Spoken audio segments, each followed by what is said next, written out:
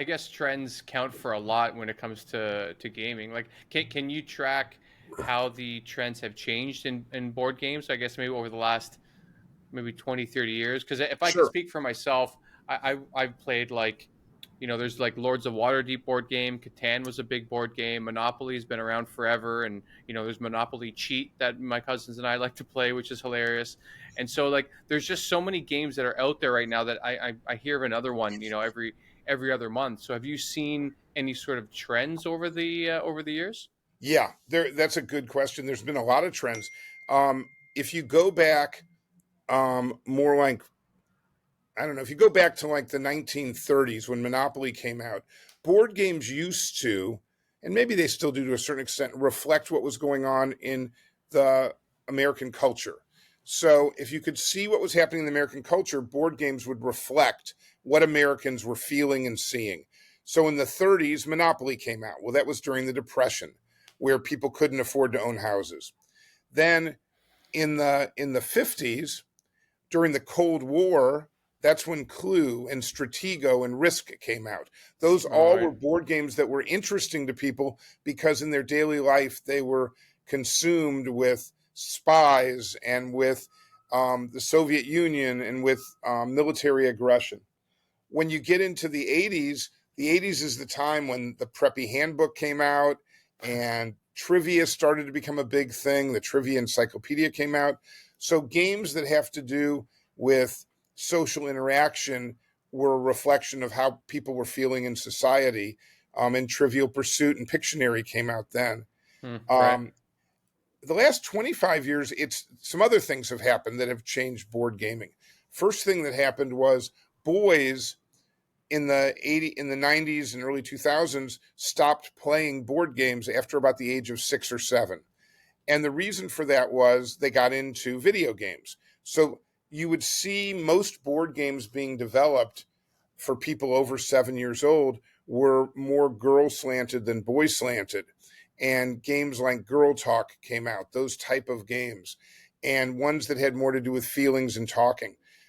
Then 10 years ago, then Kickstarter started, probably what, 15, 20 years ago. And Hmm. Kickstarter and crowdsourcing, Indiegogo, those sorts of things, they allowed other people who didn't have the capital and the resources to create a board game to be in the business. So there became a huge proliferation in the early 2000s of board games. Most of them were in the direction of strategy games.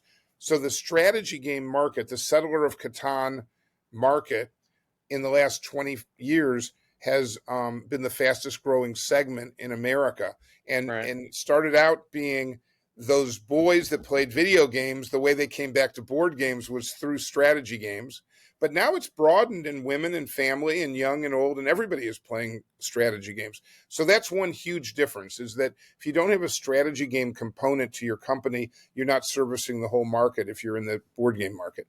Hmm. The second thing that happened that I find even more fascinating, which was an offshoot of Kickstarter, is retailers started sourcing games from Kickstarter instead of from large public toy companies. And the first of those to really make an impact was Cards Against Humanity, Yeah. which Yeah. went into Target. Now, Cards Against Humanity is not, you know, a innovative game in the sense of something like Murder Mystery Party, where we've reinvented what a board game is. Cards Against Humanities is a direct um, reinvention of Apples to Apples, which was a game that was an independent company that was sold to Mattel. So the gameplay of Cards Against Humanity, the idea of judging which is the best answer, that was something that another company had done 15 years earlier.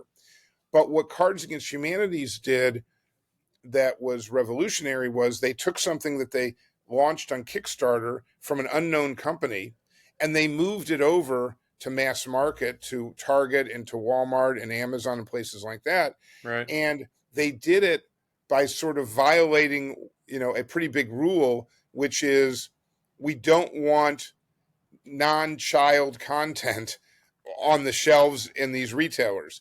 And there is nothing that is less child friendly than Cards Against Humanity, the original version. Yeah. So that's opened up a brand new category called party games.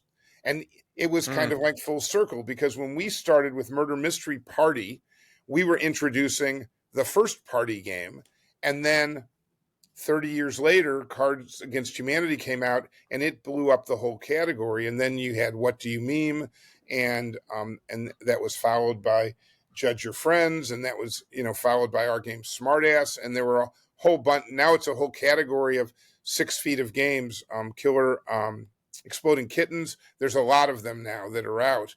right. Uh, and that's how it's changed. It's gone more towards party and more towards strategy, and the distribution's different.